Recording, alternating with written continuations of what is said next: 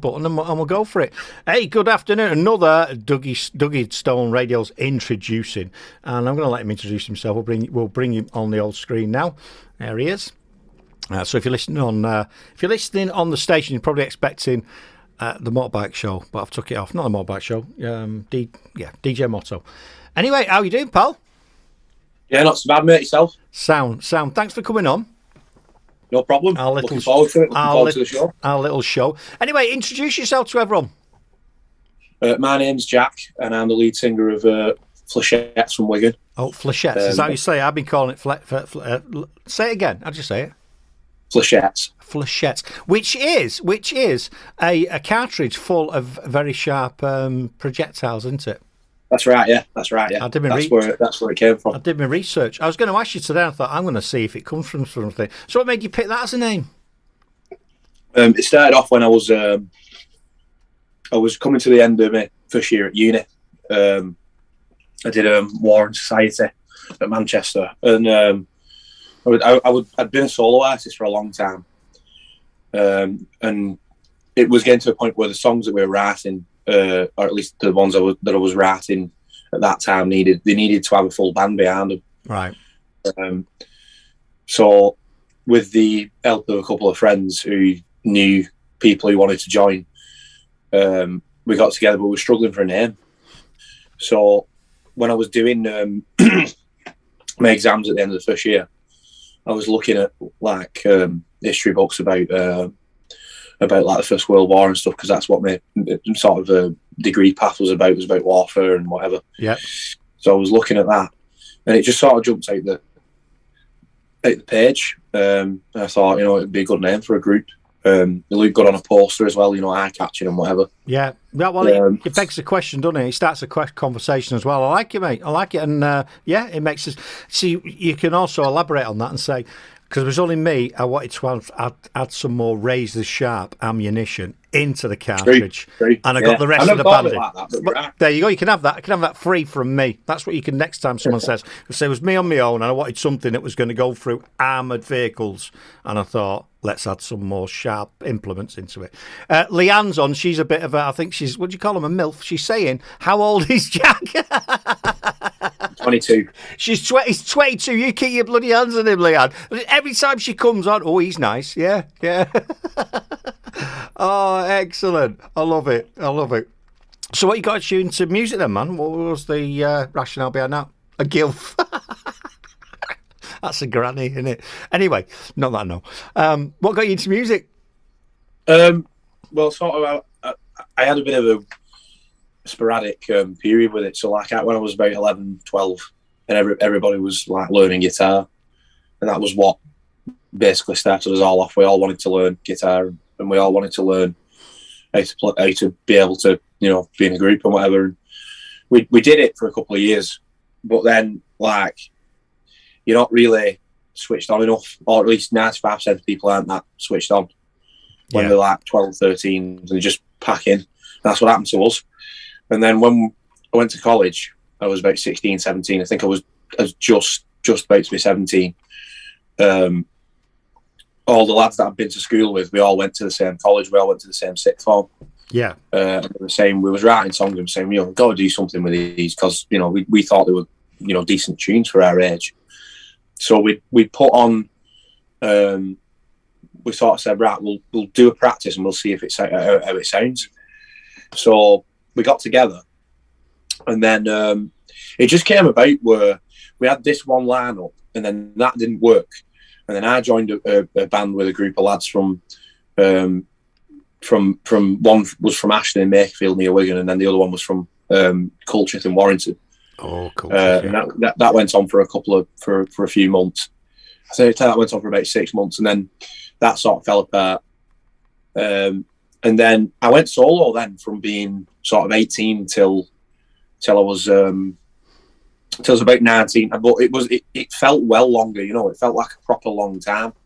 Because when I started uni in Manchester, and I'd been going to Manchester, because when we're from Wigan, so I've been going to Manchester for 2-3 years just for watching gigs and stuff. So we all knew our way around, and we all knew, what venues were good and whatever. And and basically, when I went to uni there, I just played as many shows as I could solo, and I think I played at least like 100 or so shows in the first year that I was there. And that was all solo, so I was doing like 3-4 a week. Wow. And then what happened was, I got in touch with the lads who's in Flechettes now, and we formed that, and then immediately started booking sort of shows as fast as we could, wherever we could.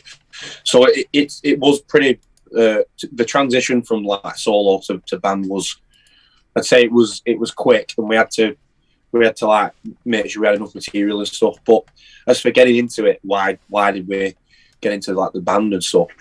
It was a lot easier to get songs heard when there's a lot of noise behind them. You know, it's a lot easier to have a song played on the radio or whatever if there's a lot of like noise behind it and drums and stuff, and people are more likely to take to it. Yeah. Cool. Right, I'll tell you what we're going to do now, because you've obviously bigged it all up, which is awesome. I've got 2 or 3 videos to play and probably a track or whatever. I think your latest track's not got a video, but we'll play that. All just for your benefit. Whilst the tracks are on, we won't be on screen. It'll be your video. Your video's going to be playing now, so whatever. Just so you're aware. So this one is called "Make Your Own Mistakes" from 2021. What's this about? Is there a story behind it, or? With that one, the the bass player wrote that one because we all write songs and then we bring them in and then we critique them sort of between us 4. Yeah. And then usually I'll sing it. If it's somebody else's song, I'll usually sing it. And if it's then if stuff needs changing, like the melodies and stuff, then we can change it when we're rehearsing it. With this one, he came in. I think it was October 2021. In fact, it might have been before. I think we recorded it in August. He came in and said, "Yeah, I've got this song. It's a bit heavier, but I think it'll, it's a good vibe change for getting into the new stuff in 2022." So we all liked it because it's great fun to play as well as as much as we have rehearsing it. It was great fun to play it live. So what he did was he brought it in. We took it to the studio and then we had the lyric video made, and we made the footage with like sort of clips from when we was on the road and stuff last November.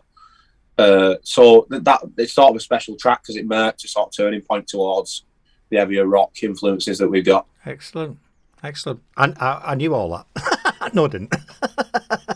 But that's great. I absolutely love it. Right, cue the VT. We'll be right back after this. Whoa. If that was too loud, people, you're too old. Awesome, Jack. Love it, man. Love it. You're right. Very rocky, that one, isn't it? All right, back it in. That's enough. It's enough. Hey, I like that. That's brilliant, mate. Big sound. Really big sound, that. Yeah, that one, a lot of that, the sound that you hear in that and a lot of the mix that you get, it came from, we produced with Gareth Nuttall at the Lounge in Wigan. And he's like a top producer. He's like a bit of a hidden gem in a way. It's like he's so good for the level of production and the level of expertise that he's got around recording music and stuff. And we take sort of tracks to him, and we'll think we've got it worked out, So we've been rehearsing it for 6 weeks or whatever, 7 weeks, and then we'll take it in, and he'll go, "Yeah, well, why don't you put this there and this there and this there?" And then like he'll mess about with stuff in the mix, and he'll play it through like the Rocket 8 speakers or whatever, so you can hear everything. And he'll play it, and it'll just like none of us thought of that.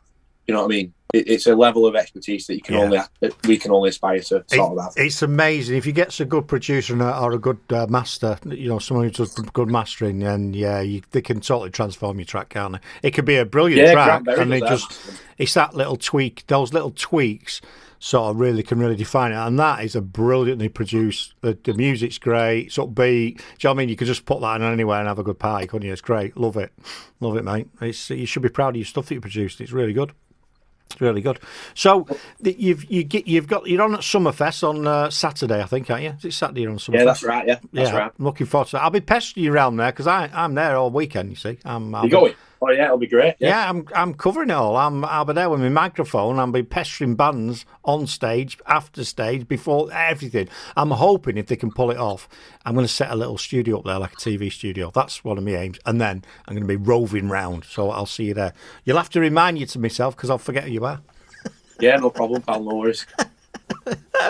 Oh, so Leanne's asked how you met, but we covered that before, didn't you? All met at college, didn't you? And then regrouped. Well, we sort of we met specifically through mutual friends. So there's a band from Wigan called Stanley's who were doing really, really well. Oh yeah, I know them.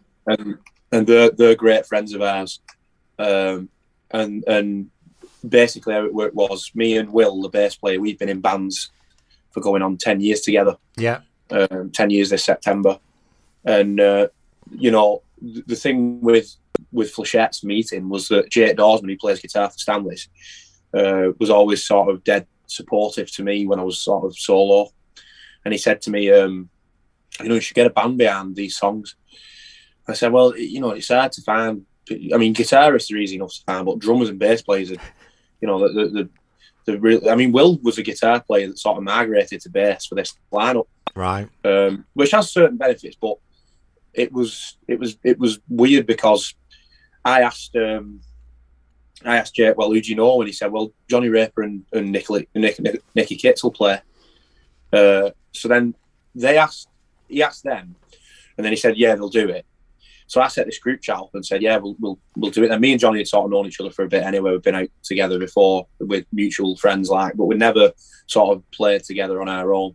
Yeah. So we did the first rehearsal. It was me and Johnny did the first rehearsal. And we just jammed about, see if it worked or whatever. And then Nicky and Will came later.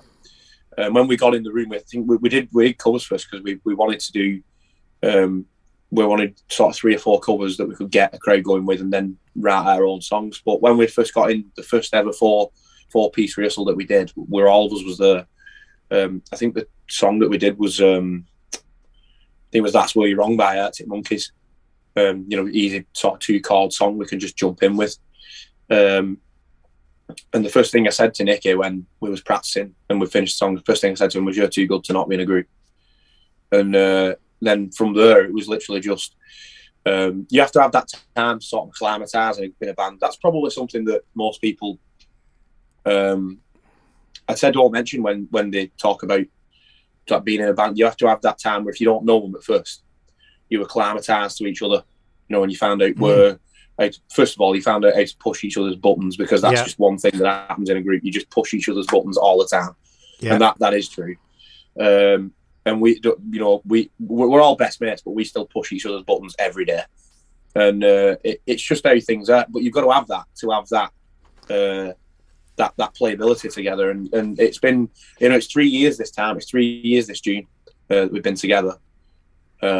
You know, I've loved, you know, don't get me wrong, there's been ups and downs and stuff with stuff that, you know, that admin and like COVID and that when that came along. But, you know, things happen for a reason. And I think that, you know, I think we've not yet reached that level where we're writing our best songs. You know, we always want to improve. That's the thing I'm trying to say. We're always wanting to improve. Yeah. And we always want to write better songs, and we always want to be better live, and we always want to be better in the studio. So we're always striving to sort of reach sort of newer arts all the time. We always want to be improving. And 3 years in, so to speak, it's like you want to be ideally somewhere along the line towards that now. Do you know what I mean? Yeah. Yeah, and well, listen to what you're doing. I get what you're saying. There's nothing wrong with your early stuff, and there's nothing wrong. You know what I mean? It's experience and building on. If I look back at some of the shows that I did 4 years ago, or some of the things we put out 4 years ago, I'll be like, "Oh, Mum, what's this?" But at the time, that was the best. You only get to that point through the experience and making the mistakes. So doing the things wrong. And you're right about it's any team, not just a band. I think people miss. It's all right if you've got someone who's, I don't know, you could be setting up a company and you need an IT person. If that person doesn't fit into the culture or that team, they could be the best program in the world. Do you know what I mean? And that you're going to fall out. It's not going to work. So you need to find people that are opposite but compatible as well, don't you? You need a different dynamics in your group, in your team, because you're going to spend a lot of time together, aren't you? Yeah, of course. I mean, it's like when we've been, we've been sort of, we've done overnight sort of places, you know, where we've had to like stay over and stuff, and those kind of experiences are ones where you find out sort of about who you're with. So like we've done dates where, you know, we've stayed over in Sheffield, we've stayed over in London, or we've stayed over wherever, and at the Isle of Wight and things like that. And you do the music. So for Isle of Wight, for example, we went down on the Friday. We watched Liam Gallagher on Friday night, and then we were playing Saturday afternoon. So all Friday night, it was very much just with four lads at a festival. Do you know what I mean? Yeah. As opposed from being musicians, it was just being four lads at a festival. Yeah. And that kind of thing. It's nice to have that because you know it's a nice contrast to the sort of business end of stuff where you're doing. You know, you sat down looking at music and stuff. And what you said about dynamics is true as well, because like our sort of lack in musical expertise. Sort of Johnny is very, very technically sort of gifted, and as well as with the compositional stuff as well. He knows his theory and stuff, and I know bits, but I don't know as much as him. Yeah. But he doesn't do. I do all the socials and stuff, so he doesn't do that. So you, like I say, you've got to have that sort of interchangeability in certain. In certain circles and stuff. No good if you're music expert and no one wants to do social media, or if you're all, I'll do all the social media. No one, you know what I mean? You do need that balance, and that's how it works in any team. Sometimes you put teams together, you know, because that's what you need in the team. So, and you're right, you need a band you need to be mates, best mates, because. You know what I mean? What are you going to do? I'll just pitch up and do a couple of hours on stage and then arguing again when you get back in the van. And that leads me on to a question that Eddie King always asks every time. It's the worst question in the world, but I'll ask it you. If you've got a tour van, what kind of tour van have you got? Have you got a tour van? Is the question really? No, we haven't. No, we basically do it in. My dad has like a Nissan Qashqai, so when you put the seats down, you can fit loads of gear in. Right. Nicky's dad has a Land Rover. Again, you can fit loads of gear in. Yeah. And Will has the Flechette mobile, which is like a Hyundai. I'm not sure what it is. Dead small sort of car. And basically, I don't know how it's amazing because I don't understand how it fits all the gear in it. Like a TARDIS, is it? Literally, he'll open it and it's just like a mass of stuff. You can't fit anything else in. Yeah, just about get himself in.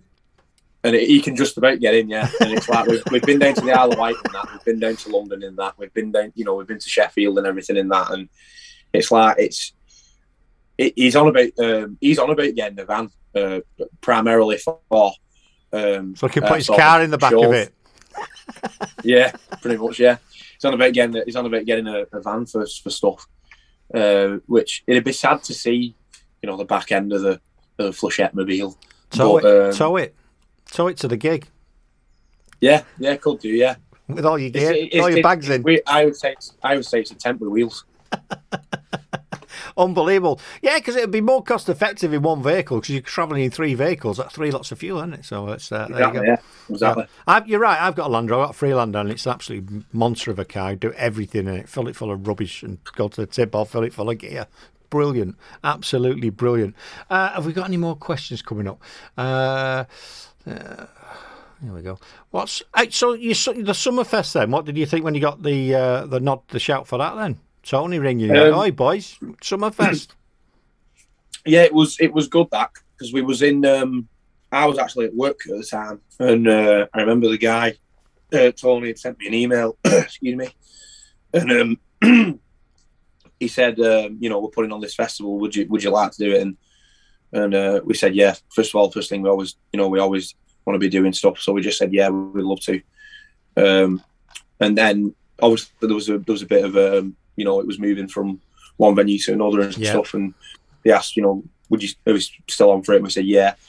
And then when the actual full poster got announced, and it had like us and like Alex and Stanley's and whatever, and River, all from Wigan and whatever. And they had sort of like Human League, Boy George, stuff like that. It was like, wow, it's like it was a real, it's going to be a real experience to do it. And we can't wait. It's going to be the first festival of us for the year.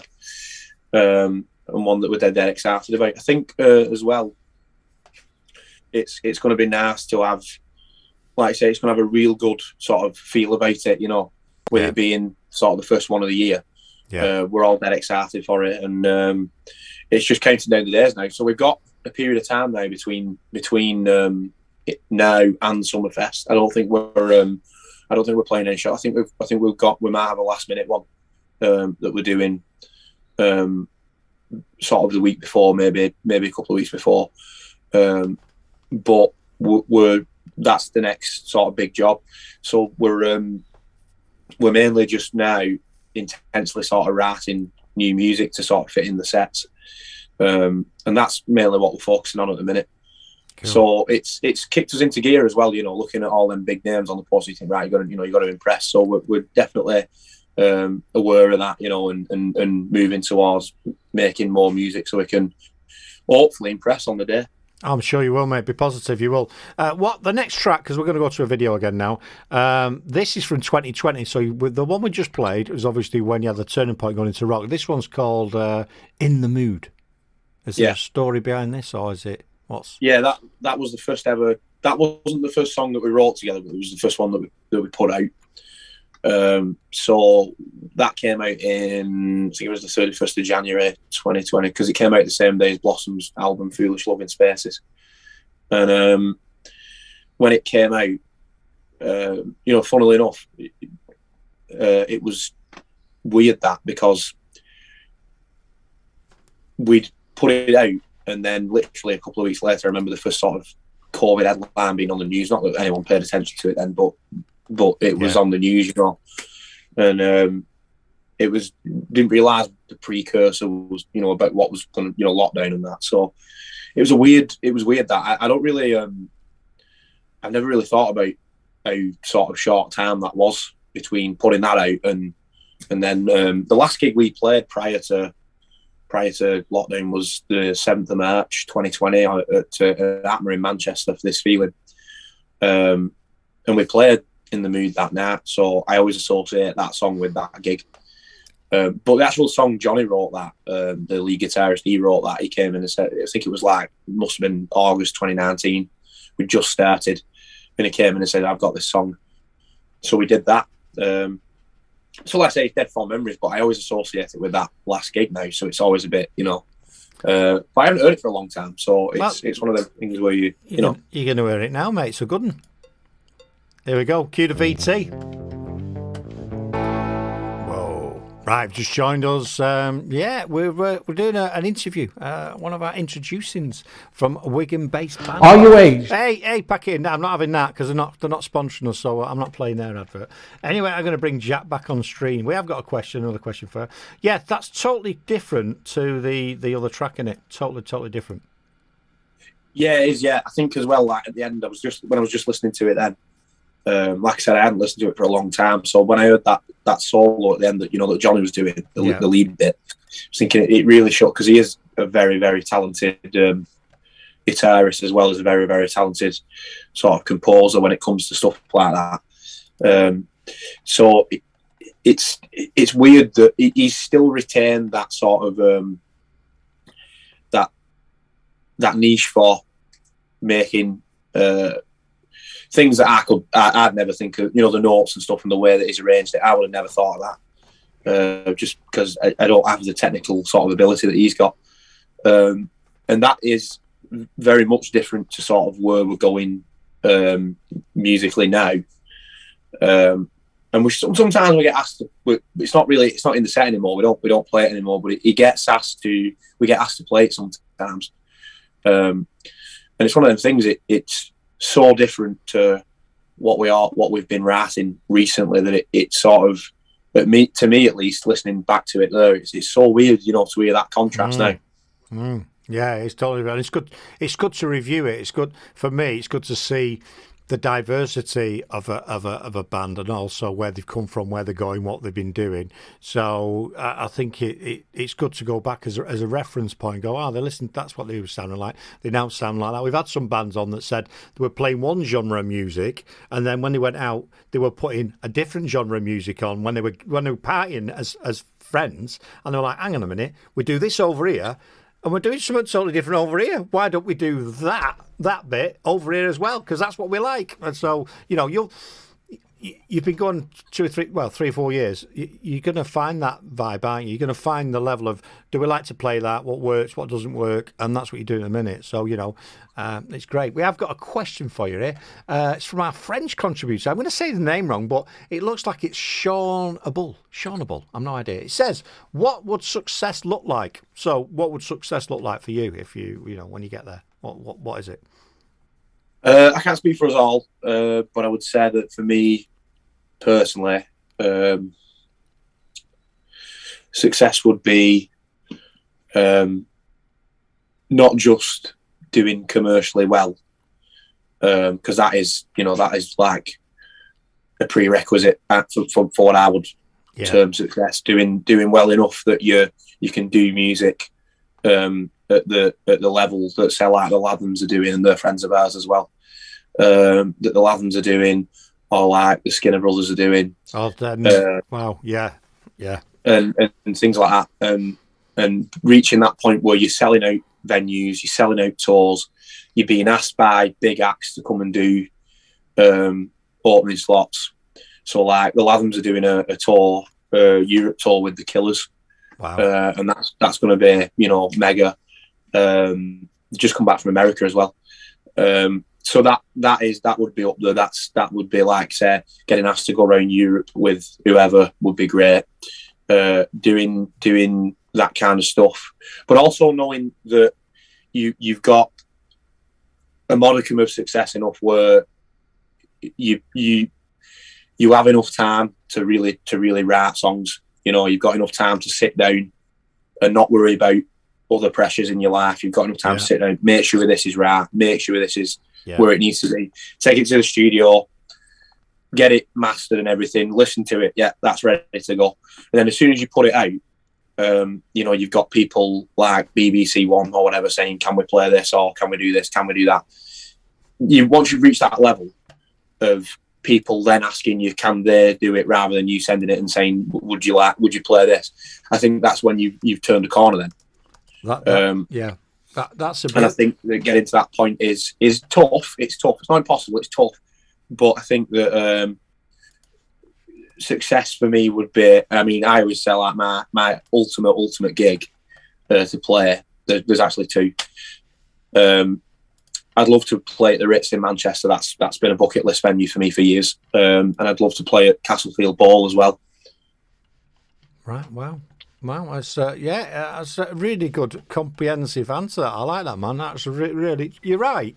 I know what you're saying. I totally get it, because you mentioned a band there, the Skinner Brothers, who I think are just insane in what they're doing. They're just, if they don't totally break through and punch through that ceiling, because it's a tough gig, there's something wrong. Because, and I'm not saying any other artists we've got, but they're doing everything right, aren't they? They're selling gigs out. That they put a gig on and it's like, we're sold out, guys, we're sold out, and they're all over the social media. They've got a bit of the back, behind the scenes stuff going on, and they're brilliant. And that's why I want to do these, because there's loads of artists out there very similar, doing the same thing as good quality music.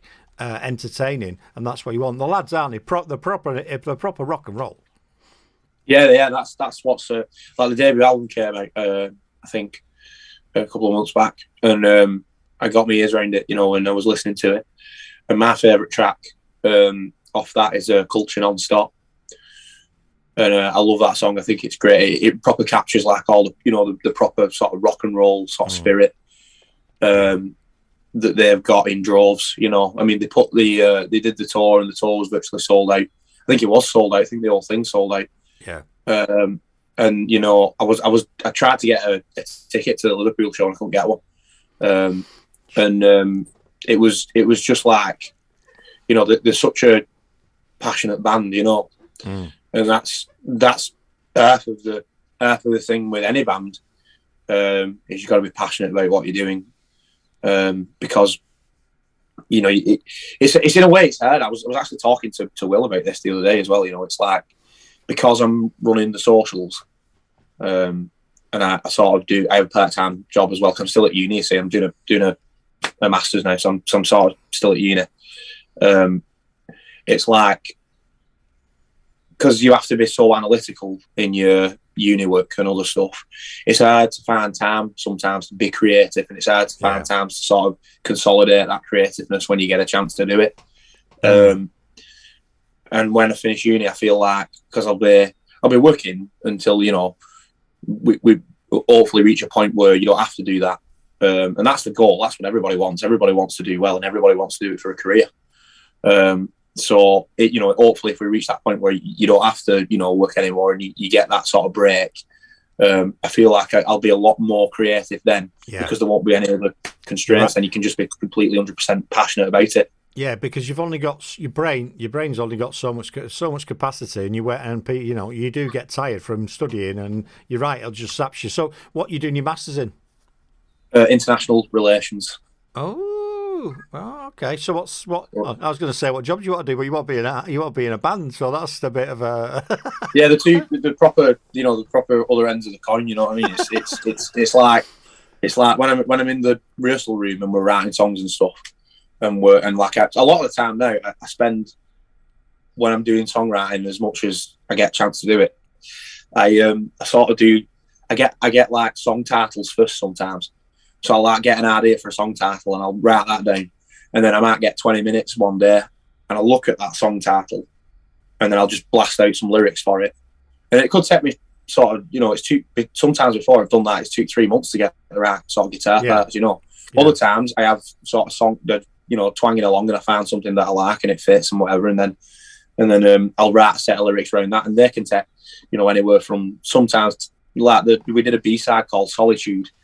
That song took sort of 10 minutes, but then we have other songs like Chasing Youth, which took a couple of months.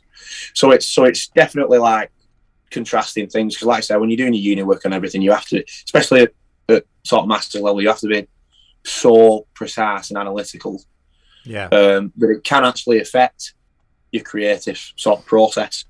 I found that when I was in lockdown the first time, I was in my second year of undergrad then. And I was trying to write songs at the same time as doing like my coursework from home in that first sort of lockdown era, and I was finding it really, really hard to write songs because I had to be so, you know, like on it all the time. And I just said, right, I'm not gonna force any songs out. I'm not gonna try, because the thing is, you try and you get frustrated and you don't want to do it. It's just cognitive dissonance for stuff like that. So I just thought, you know, I'm not gonna try. I'm not gonna force it. We'll just see what happens. So I cranked all the uni work out, got that out of the way, and then it came to it where I had all summer then, you know, between going back to uni and stuff. So I thought, I can relax now. You know, I was in the garden, you know, it was sunny and everybody, you know, pretty much in that first lockdown era, everyone just had a few beers outside, you know, for about 2 months or whatever. Yeah, exactly. It was great. I was sat outside and I was just twanging along, and the B-side for Chasing Youth, Swallow Dance, sort of just came out of that. In fact, Man of the Hour came out of that as well. Because I mentioned that I had the chords. I might have the chords first. And I got the chords for sort of 3 or 4 months. And I hadn't had time at all. I had the chords pretty much December 2019, but I hadn't had time to sit down and properly sort it out. So then when it got to sort of June 2020, and we're all still locked up, you know, we're all still in COVID, I remember I was going through the voice notes on my phone because I was recording just so I've got them, you know, so I can do it whenever. And I played them back, and I've been listening to, you know, Favourite Worst Nightmare by Arctic Monkeys, the album. Yeah. I've been listening to that, and I love that album. It's one of my favourites of those. It's not, I think my favourite's Suck It and See, but I was listening to Favourite Worst Nightmare at the time. And I got into sort of this House of the Circus and the way the lyrics flow in that, and If You Were There Beware and stuff like that. And I got these lyrics fitted to the chords I had for Man of the Hour, and then that was it. And I had the song. And that was really easy to put together, but it was getting to that point where you can put it together. Yeah. And when I took it to the boys and showed them, they all sort of like, yeah, it's good that, let's do it. And then, yeah, it was good. You know, it was nice as well when we were finally able to rehearse again, that we could get in and do it. It felt like a big weight off, because you was just waiting to get all these songs and ideas and stuff. You're just waiting to get back in and put them together. Yeah. So that was the one memory I have of lockdown is that once I'd finished uni for that year, and it was then time, you got your own time all summer. The first thing that I did was just write as many songs as I could, because I couldn't do it when I was trying to write, essays and stuff. Yeah. It's hard, and that was something that it was a weird period of time, but I fondly remember it because it was like it's so much ideas, Excellent, man. No, you're right. I've done a master's myself in my 40s, and it's not an easy thing to do at all. So, you have to. It absorbs all your energy and all your focus. And I think in life, a lot of people get frustrated when they're entrepreneurs. So if you look at entrepreneurs and they're trying to grow a business, or they're doing something else, they get frustrated when they're doing stuff over here and they want to be doing the entrepreneurial stuff. When they're doing entrepreneurial, there's other stuff they have to do. So it's fine. You're probably right doing that. If that works for you, it's focusing on one thing and saying, right, I'm going to do this for the next week, and then I'm having a week off, and I'm going to focus on that for a week, or whatever it is. And I think you'll find your head. But once you finish your studies, it'll be a lot better, and we wish you every luck with that. I'll tell you what we'll do, because we're zooming by. I'm going to play your latest track, but we've not got a video for that, so I'll take it. Well, I could leave us on the screen if we want, but this is called "Carry Your Matches." Yeah, I'm going to give you an exclusive here. The video is coming out on Friday, but we're announcing it tonight. So, see, you could have given us today. What are you doing, man? We could have played it on the show. It's got to be New Music Friday. It's all about the algorithm. I know, mate. It is. Well, Eddie does a new music show on a Friday. I do New Music Tuesday. I don't follow any algorithms. I just do my own stuff, and then I get frustrated with it all. So the video for this is coming out on Friday, then. Yeah, it's coming out Friday. Our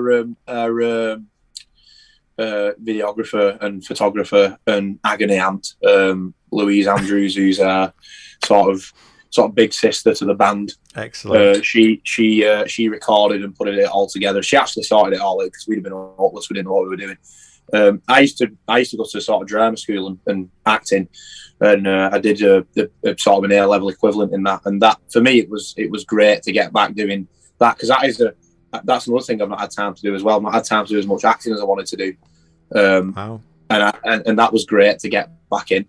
But as for the admin side of sorting it all out, getting an actor to come and star in it, getting a treatment out and everything, she was great for that.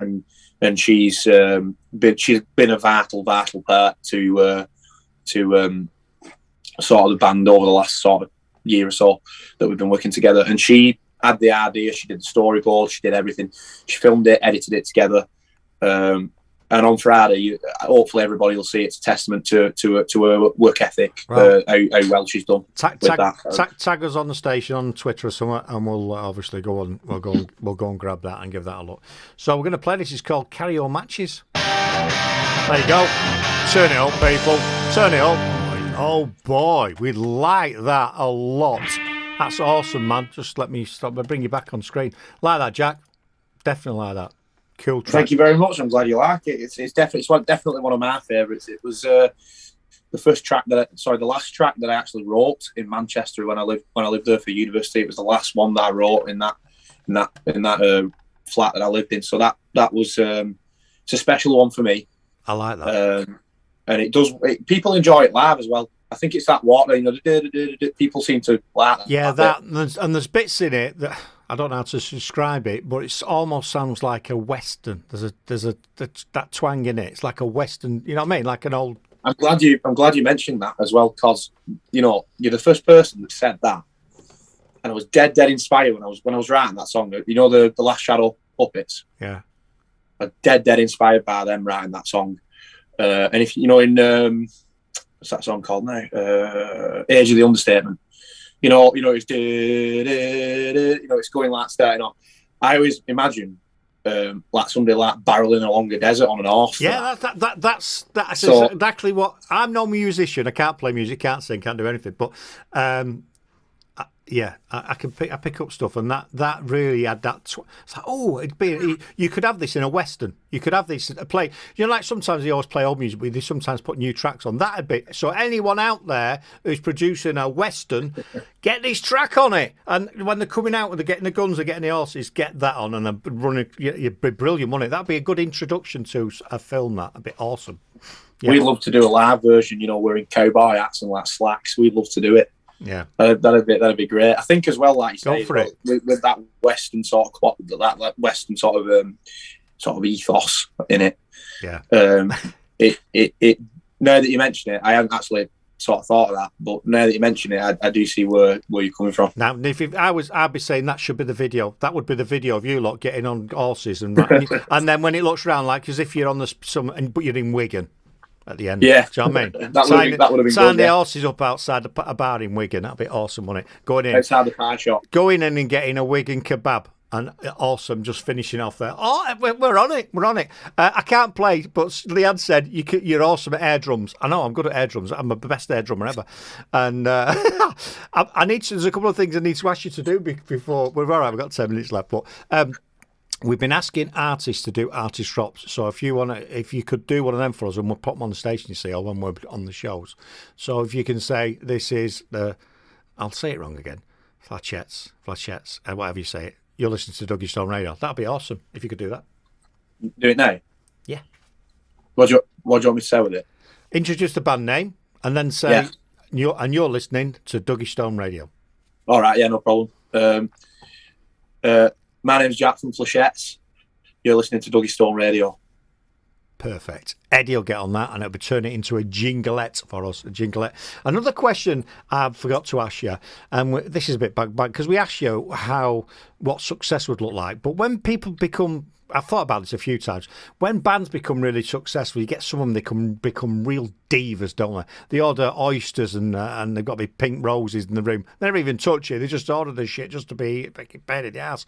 So if you could have anything as a wacky rider at Summerfest, what would it be? Wackiest thing, whatever you want. Don't even have to think about it. It has to be either an endless supply of pickled onion Monster Munch because they're my favourite crisp, or it has to be pickled onion Space Raiders.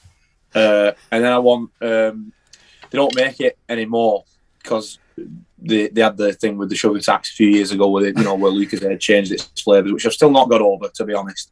But they had the thing a few years ago where you got Lucas cherry in a black bottle, and it was like mega, it was like sweet, proper, like nectar. And they don't make that anymore because sugar tax basically made GlaxoSmithKline sort of changed the recipe. It's amazing how much I know about that because it's a really sad thing to know about. But it's true. I mean, I've got a bottle of cherry Lucas here that it doesn't taste anywhere near the same as it used to. I hope I don't get But what we could do, this is the most wackiest riders ever. We could actually get them for one-off to make a batch of the special sauce for the old style. Yeah, for you, and that's your rider at every gig. And there'll be a warehouse. There'll be a warehouse somewhere where just has your palette of can't be sold, not for public sale, and it may even have the band's logo on it. How cool would that be? That'd be amazing. I mean, don't get me wrong. I showed the bottle on stream there. I hope I don't get some kind of lawsuit through the door. But don't worry about that. Sodom. Hey, mate, I'm waiting for something like that to happen because imagine the publicity on the back of it. I've done some stuff in the past, but don't do that. They might sue you. And bloody great. And I mean that was the thing. And like I said, pickle onion Monster Munch, God's crisp. So it's got to be. They are superb. They just stick to your mouth though, don't they? You know what I mean? I think that's the thing. You wash it down with the Lucas egg. They get in your mouth. Sweet flavour. I'm going to have to try that. I like that. Rolling Stones or Stone. Oh, I've just remembered something else. No Rada would be complete. If it was like the Rada. Yeah. Go on, you're going for it. It's got to have an extra large meat and potato pie from the Muffin Man on Beach Hill Lane near my house.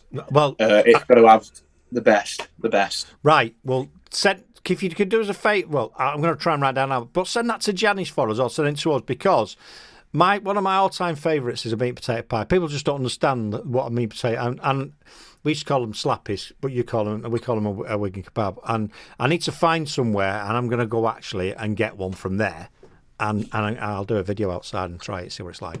I'll come with you. I'll show you it. Let's do that. That'd be awesome. I love it. Because my lad ages ago, he born in Yorkshire and grew up in Nuneaton where we live now, and he was having a pie, and he went, "What would you have with this, Dad?" I went, a Barmcake or 2 slices of bread. He said, well, what would you do with that? You wouldn't put it on it, one. Yeah, of course you would. I'm glad you call it a Barmcake, though. Barmcake, yeah, Barmcake. None of this rolls or cobs or, you know what I mean? Have a Barmcake. It's just complete heathenry, that, calling it anything else. I don't know what they call it. Hey, we're Barmcake, you're in the north, you know what I mean? That's what it is. Well, I'm from Salford, so I grew up on it. Ah, well, so you're only from the next borough over to me then. Yeah, man. Yeah, Eccles. I grew up. Patrick Croft in Eccles, so classic Salford. When he took us over, ruined it. But there you go. So definitely, we'll have to set up. I will come up when I come up. We'll have to go to the pie shop. You have to take me to the pie shop. We'll do a video. We'll do a live stream. Not a problem. Consider it done. A Barmcake is a Barmcake. Yeah, it is. Oh, someone's asked a question here. Rolling Stones or Stone Roses? I think I know what he's going to answer, but there you go. Rolling Stones, 100%. Rolling Stones, there you go. Yeah.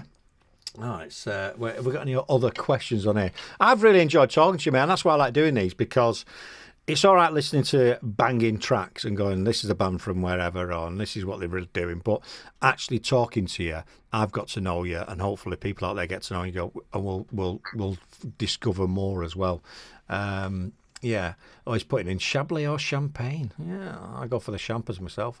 What have we got? Dan, because you're a bit of a food connoisseur, Dan from the Reggae Show asks this after Frolic's question.